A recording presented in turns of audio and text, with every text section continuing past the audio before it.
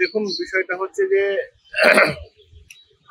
উনি হয়তো চাইছেন যে পঞ্জিকা দেখে হয়তো পঞ্জিকা ঠিক টাইমটা ঠিক যাচ্ছে না, হয়তো এরকম একটা কিছু হতে পারে। বা উনি কি চাইছেন আপনারা বুঝতে পারছেন, বা গোটা ভারতবর্ষ আজকে বুঝতে পারছে না যে উনি কি চাইছেন।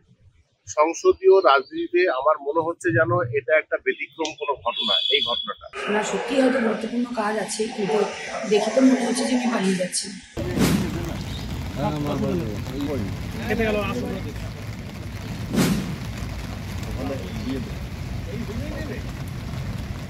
তিনি বলেছেন শপথ হবে উপযুক্ত সময়, উপযুক্তভাবে শপথ।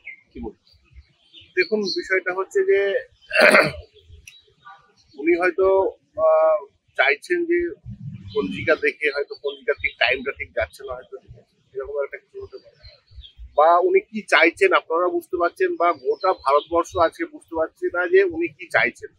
সংসদীয় রাজনীতিতে আমার মনে হচ্ছে যেন এটা একটা ব্যতিক্রম কোনো ঘটনা, এই ঘটনাটা, যেটা গোটা ভারতবর্ষ এর সাক্ষী হয়ে থাকে এই ব্যতিক্রম একটা ঘটনার জন্য। এটা নিছকই একটা আমার মনে হচ্ছে যেন একটা প্রতিহিংসা পরায়ণ রাজনীতিতে পরিণত হয়েছে। না, সত্যি হয়তো গুরুত্বপূর্ণ কাজ আছে, কিন্তু দেখে তো মনে হচ্ছে যে আমি পালিয়ে যাচ্ছি। আমরা যে কিছু চেষ্টা করছি কীভাবে আমরা এই রাস্তা বের করতে পারি, কিন্তু অবশ্যই একটা ছোটো ম্যাটার, সিম্পল একটা জিনিস, এত জটিল নয় ব্যাপারটা। মানে সত্যিই ভালো লাগছে না, মানে সব কাজ টাজ ফেলে রেখে এখানে এসে রোজ এইভাবে একটা মানে যেটা আমাদের পাওয়ারই কথা, বা আমাদের সেই জায়গাটা এতদিনে হয়ে যাওয়ারই কথা, সেটার জন্য লড়াই করার আমাদেরও মাঝে লাগে। তারপরে শপথ দিতে হবে, এই দাবিতে আন্দোলন পশ্চিমবঙ্গের ইতিহাসে নজিরবিহীন। কারণ এই ঘটনা অতীতে কখনো হয়নি। 2 দিন 4 দিন দেরি হতে পারে, তাই নিয়ে কথা হতে পারে, কিন্তু প্রায় 1 মাস 10 দিন হতে চলল, তো নজিরবিহীন। হ্যাঁ, মানে আসলে তখন আগে কখনো পশ্চিমবাংলায় এরকম ঘটনা ঘটেনি। আগে কখনো পশ্চিমবাংলায় হয়তো ওনার মতো সাংবিধানিক প্রধান আমরা পাইনি। আমাদের কপালটাই খারাপ, কি বলবো। মানে কপালের প্রশ্ন কেন, তো দাবির প্রশ্ন। দাবির প্রশ্ন, ওই জন্যই তো বসে আছি এখানে। এবং কপালটা খারাপ এই জন্য বলছি, কারণ জিতে এসেও এইভাবে আমাদের প্রতিবাদ করতে হচ্ছে। কিন্তু মাননীয় রাজ্যপাল, আমি আবারও ওনাকে অনুরোধ করব যে দয়া করে আপনার ইন্ডিভিজুয়াল ইগো আপনি দয়া করে এখানে না এনে আপনি আমাদেরকে শপথ বাক্য পাঠ করান, নাহলে আমরা এই প্রতিবাদ যেভাবে আমাদের অ্যাসেম্বলিতে তথা পার্লামেন্টে শপথ গ্রহণ হয়, সেই শপথ গ্রহণটা সেইভাবেই হোক, এটা আমরা সবাই মনে করি যে এইভাবেই হোক। রাজভবনে যাবেন?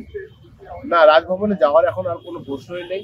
আমরা চাইবো যে আমাদের শপথ বাক্যটা আমাদের রীতি রেওয়াজ মেনে যেভাবে হয়, বিধানসভাতে যেহেতু আমরা কাজ করব, আমাদের অফিসিয়াল জায়গা হচ্ছে বিধানসভা, মানুষ আমাদেরকে পাঠিয়েছে নির্বাচিত করে বিধানসভায়, আমরা চাইবো যে আমরা বিধানসভাতে। বৃষ্টিতে ভিজবেন বসে বসে? আমরা বৃষ্টিতে কেন, আমরা আরো দরকার হলে আরো অনেক রকম সাইক্লোন আছে, আমরা বসে থাকবো, অসুবিধা কিছু নেই। But we are still waiting for our honourable governor. কিন্তু কোথায় যাচ্ছেন, কখন দিল্লি চলে যাচ্ছেন, তো ঠিক আছে, কিন্তু দেখুন ব্যাপারটা হচ্ছে যে একটা মানে রাজা হয়তো এখন এই মুহূর্তে বধির হয়েছে, রাজা হয়তো অন্ধ হয়েছে, হয়তো একদিন না একদিন ওনার বোধগম্য হবে যে আমি যেটা করছি সেটা ভুল করছি, গণতন্ত্রের পক্ষে এটা ঠিক না। আজকে বিধানসভায় মানুষ পাঠিয়েছে অনেক আশা আকাঙ্ক্ষা করে যে আমাদেরকে মানে আমাদের হাত ধরে অনেক উন্নয়ন বা অনেক সার্টিফিকেট, অনেক ছেলে মেয়েদের ভবিষ্যৎ পড়ে আছে, সেটা আমি বুঝতে পারছি না যে উনি কেন এই জিনিসটা করছেন। বলছি, আজকে আপনারা এই কালো পোশাক পরে আজকে বসছেন, কিভাবে? কালো কেন? কারণ আমাদের মানে কালো ছায়া ঘনিয়ে আসছে গণতন্ত্রের উপরে, আমাদের সংবিধানের উপরে কালো ছায়া ঘনিয়ে আসছে, সেই জন্যই আমরাও কালো পরে রয়েছি। এবং মাননীয় রাজ্যপালের পঞ্জিকাতে কবে তিথিক্ষণ শুভ মুহূর্ত বেরোবে, এখন ওটার জন্যই অপেক্ষায় রয়েছি।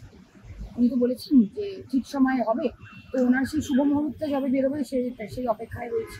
বৃষ্টি পড়ছে, তো বৃষ্টির মধ্যে বসে থাকতে হচ্ছে, কি করবো? মানে একটা এক্সাম্পল হয়ে যাচ্ছে যে যেভাবে হ্যারাস আমাদের করা হলো, এইকে সত্যি আমরা নির্বাচিত এই জন্য মনে হয় সিলি সিম্পল বিষয়টা নিয়ে এত উনি ইগোতে নিয়ে এমনভাবে নিজের ইন্ডিভিজুয়াল ইয়েকে ইগোকে ইয়ে করার জন্য উনি করলেন, সত্যি কাম্য। রাজ্যপাল বলছেন যে উপযুক্ত সময় এলে উপযুক্ত ভাবে শপথ ওই গ্রহণ জন্যই করা। বললাম যে মাননীয় রাজ্যপালের পঞ্জিকাতে শুভ মুহূর্তটা কখন বেরোবে সেইটা আমরা জানার অপেক্ষায় রইলাম, ওই জন্যই লিখেছি।